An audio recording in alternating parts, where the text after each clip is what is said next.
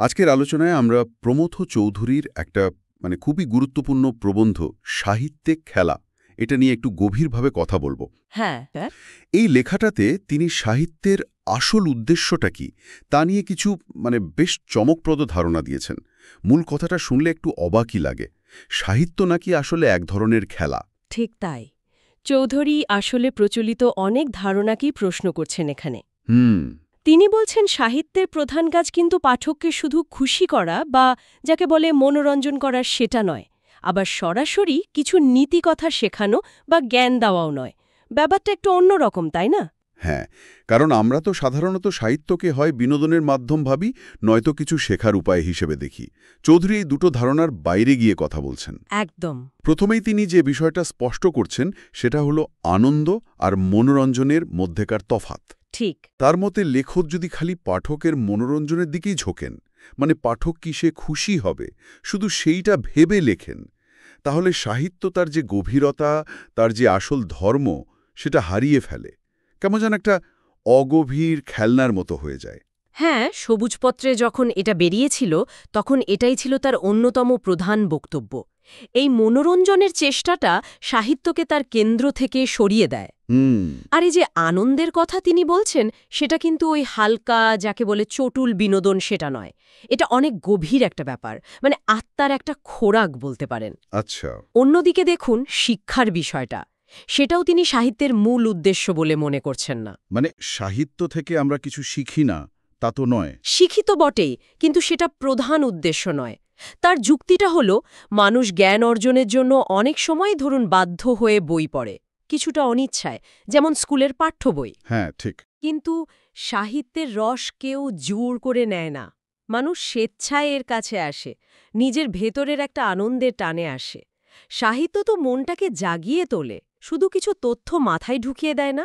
এই পার্থক্যটা বোঝানোর জন্য তিনি খেলার মাঠ আর টাউন হলের বক্তৃতার একটা দারুণ তুলনা ব্যবহার করেছেন, তাই না? হ্যাঁ, অসাধারণ তুলনা। টাউন হলের হয়তো খুব জ্ঞানগর্ভ আলোচনা হয়, তত্ত্বকথা হয়, কিন্তু সেখানে কজন লোক যায়? ভিড়টা কোথায় বেশি হয়? খেলার মাঠে। খেলার মাঠে। কেন? কারণ সেখানে মানুষ যায় কোনো উপযোগিতার কথা ভেবে নয়। টিকিট কেটে হয়তো যায়, কিন্তু মূল টানটা হলো ওই খেলার ভেতরের যে স্বতঃস্ফূর্ত উদ্দেশ্যহীন আনন্দ, সেটার জন্য। সাহিত্যও ঠিক তেমনই হওয়া উচিত, যেখানে মূল আকর্ষণটা হবে ভেতরের আনন্দ, বাইরের কোনো লাভ বা উদ্দেশ্য নয়। এই খেলা শব্দটা তাই খুব কেন্দ্রীয় তার যুক্তিতে। ধরুন ফরাসি ভাস্কর রোদার কথা তিনি বলছেন। হ্যাঁ, বলেছেন।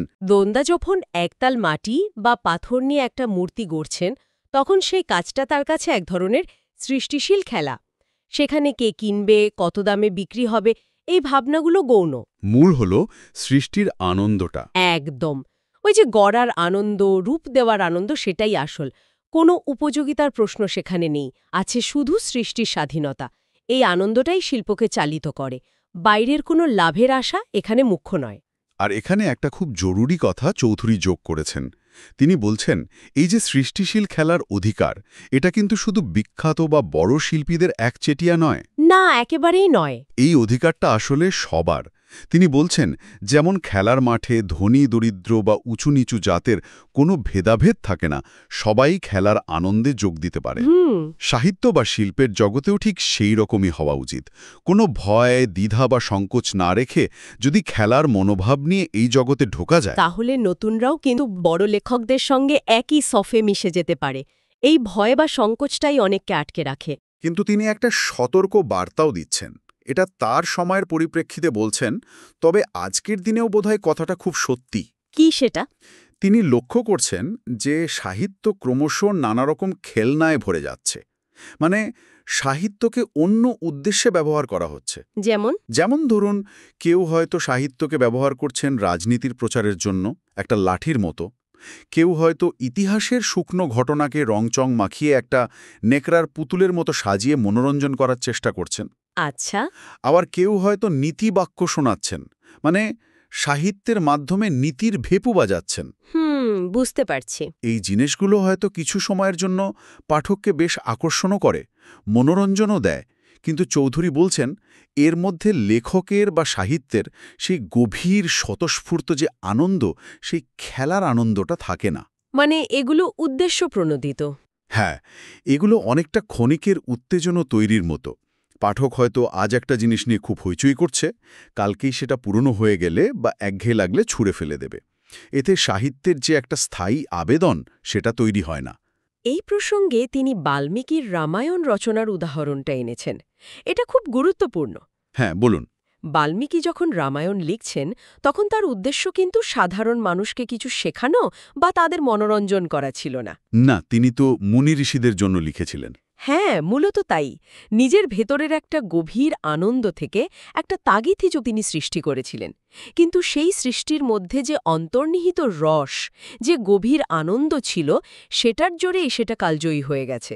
মানুষ আজও সেটা পড়ে, তার রস গ্রহণ করে। মানে কোনো শিক্ষাদানের উদ্দেশ্য না থাকলেও তার আবেদনটা কিন্তু রয়ে গেছে। ঠিক। চৌধুরী বলতে চাইছেন, সাহিত্য আসলে স্কুল মাস্টারের কাজ নয়, যে সিলেবাস ধরে ধরে শেখাতে হবে। একদম। আর এই সূত্র ধরেই চৌধুরী স্কুল কলেজে যেভাবে সাহিত্য পড়ানো হয়, সেই পদ্ধতি নিয়েও একটা বেশ গুরুতর অভিযোগ তুলেছেন। হ্যাঁ, এটা একটা বড় অভিযোগ। তিনি বলছেন, এই যে ব্যাখ্যা, টিকা টিপ্পনী, কনটেক্সট, এই সব কিছুর মাধ্যমে যেভাবে সাহিত্যকে পড়ানো হয়, তাতে কি হয়? তাতে সাহিত্যের আসল যে রস, যে আনন্দ, সেটাই মরে যায়। মানে আমরা হয়তো কবিতাটার বা গল্পটার বিষয়বস্তু জানি, লেখকের জীবন সম্পর্কে জানি, ঐতিহাসিক প্রেক্ষাপট জানি, অনেক তথ্য হয়তো পাই, জ্ঞান হয়। কিন্তু কিন্তু ওই কবিতার যে ছন্দ, তার যে ধ্বনি, তার যে অনুভূতিটা, গল্পের চরিত্রের ভেতরের যে টানাপোড়েন, যে আবেগ, সেই সরাসরি সংযোগটা, সেই অনুভবটা হারিয়ে যায়। তিনি একটা উপমা দিয়েছেন না, হীরা আর কাঁচের। হ্যাঁ, খুব সুন্দর উপমা। বলছেন, হীরা আর কাঁচ দেখতে হয়তো একরকম লাগতে পারে দূর থেকে, কিন্তু দুটো তো এক জিনিস নয়। তেমনি সাহিত্যের যে স্বতঃস্ফূর্ত রূপ, তার যে অনুভব, সেটাকে যখন আমরা কেটে ছিঁড়ে বিশ্লেষণ করি, তখন তার আসল নির্যাসটাই অনেক সময় পাওয়া যায় না। বিশ্লেষণটা যেন সাহিত্যকে বুঝতে সাহায্য করার বদলে তার রসটাকে নষ্ট করে দেয়। অনেক ক্ষেত্রে তাই হয় বলে তিনি মনে করেন। আমরা হয়তো সাহিত্যের শরীরটাকে ব্যবচ্ছেদ করে দেখি, কিন্তু তার আত্মাটাকে ছুঁতে পারি না। বিশ্লেষণ দরকারি হতে পারে, কিন্তু সেটাই সাহিত্যের সবটা নয় বা শেষ কথা নয়। তাহলে এত আলোচনার পর মূল কথাটা কি দাঁড়াচ্ছে? প্রমোদ চৌধুরী আসলে কি বলতে চাইছেন?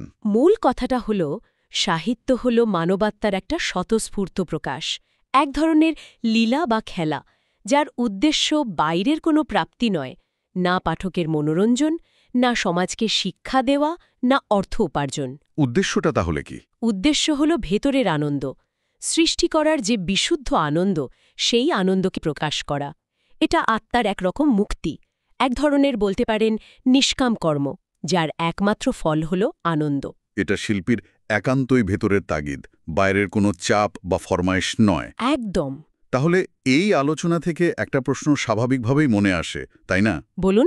আমরা যখন কোনো বই পড়ি বা ধরুন একটা গান শুনি বা সিনেমা দেখি, তখন কি আমরা সত্যি প্রমোদ চৌধুরীর বলা সেই বিশুদ্ধ খেলার আনন্দ বা রসের দিকে মন দিই? সেটা আস্বাদন করার চেষ্টা করি? নাকি আমরা অবচেতন মনেই তার মধ্যে অন্য কিছু খুঁজতে থাকি? যেমন, এটা থেকে কি শিখলাম, কোনো সামাজিক বার্তা আছে কি, এটা কি নৈতিকভাবে ঠিক, বা নিছক সময়টা কাটল কিনা? এই প্রশ্নটা থেকেই যায়। আমরা কি শিল্পকে তার নিজের শর্তে, তার ওই খেলার ছলেই গ্রহণ করতে পারি, নাকি আমাদের প্রত্যাশার বোঝা তার ওপর চাপিয়ে দিই? এটা বোধহয় আমাদের সবারই একটু ভেবে দেখার মতো বিষয়। অবশ্যই, এটা নিয়ে ভাবা দরকার।